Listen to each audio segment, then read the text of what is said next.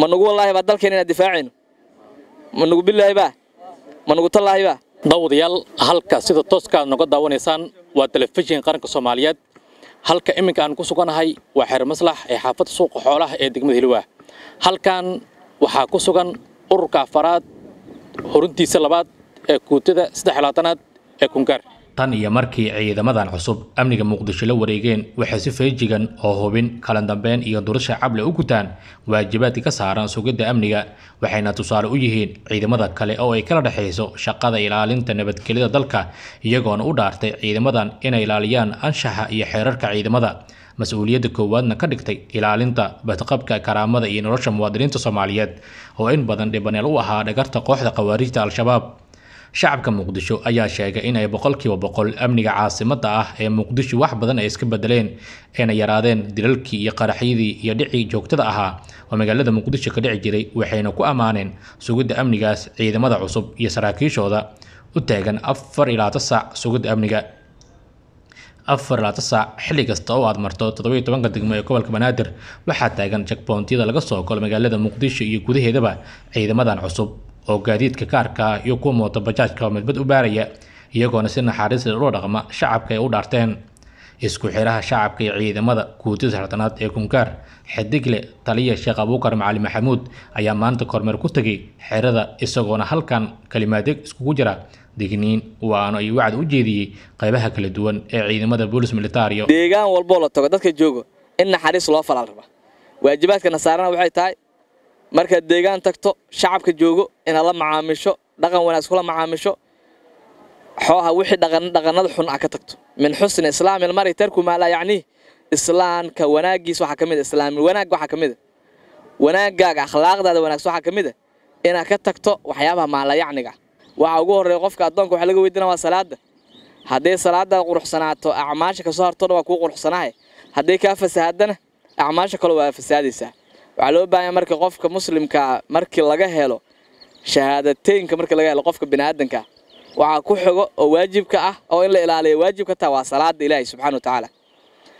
salaada shuruud ay leedahay arkaan waxa laga rabaa inaad istaag ku dukato adoo daahir dukato qiblada qaabisho istaag ku dukato laga rabaa istaag hadaa awood weyso oo aad dhaawac tahay ama xanuun jiro fadhi laga rabaa inaad ku dukato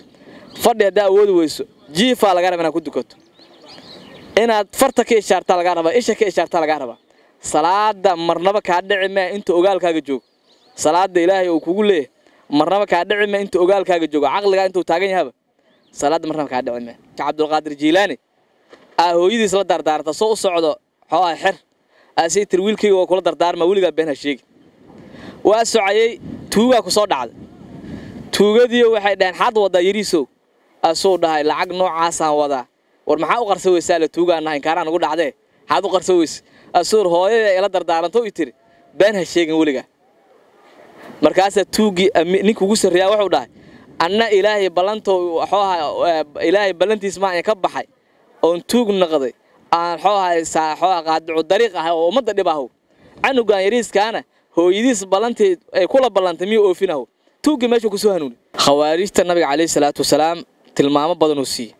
calaamad badan leeyihiin inaan ku dheeraadana mar rabo umada Soomaaliyeed way ogtahay nabiga kaleey salaatu wasalaam wuxuu leeyahay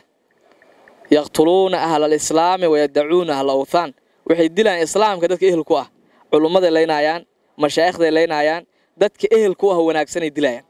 waxayna ka tagayaan dadka sanamida caabudo sidaas oo kale nabiga kaleey salaatu wasalaam wuxuu سيخرج في آخر زمان قوم أحداث الأسنان سفاء الأحلام يقولون من قول خير البرية يقرؤون القرآن لا يجاوز تراقيهم يمرقون من الإسلام كما يمرق السهم من الرمية فأينما لقيتمهم فاقتلوهم آخر زمان كي يصبح عيان ذاتك النوع عاصو صبح عيانا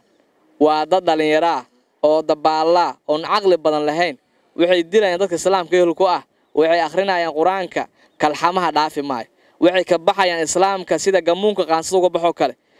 meel Allah meeshaad ku aragtaan ku dil ayuu nabiga kaleey salaatu wasalaam Saadam Abdul Siyaad telefishin qaranka Soomaaliyeed xeer maslax suuqa xoolaha degmada Hilwa magaalada Muqdisho